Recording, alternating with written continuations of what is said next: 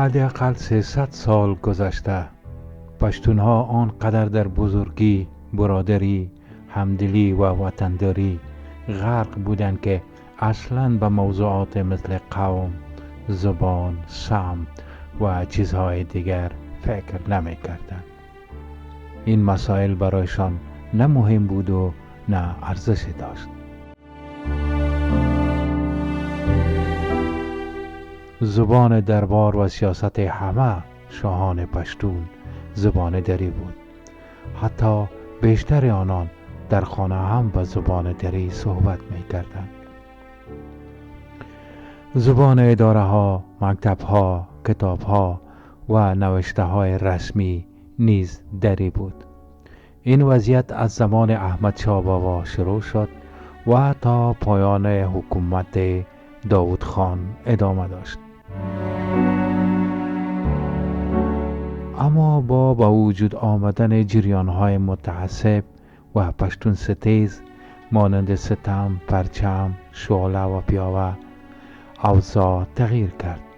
این گروه ها پشتو صحبت کردن نور محمد ترکی را مسخره کردند.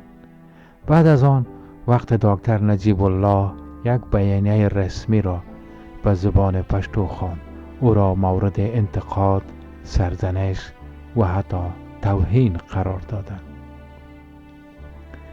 همچنین واژه های مانند افغان غول، کوچی، از کوه پایین شده و اصطلاحات مشابه را برای تحقیر پشتونها رواج دادند. در نتیجه پشتونها بیدار شدند. بعد از شروع سخنان و موضع‌گیری های افراد مانند پدرام ها، مهدی، منصور، لعلزاد و دیگران، پشتونها مجبور شدند در کار و روش گذشتگان خود تجدید نظر کنند.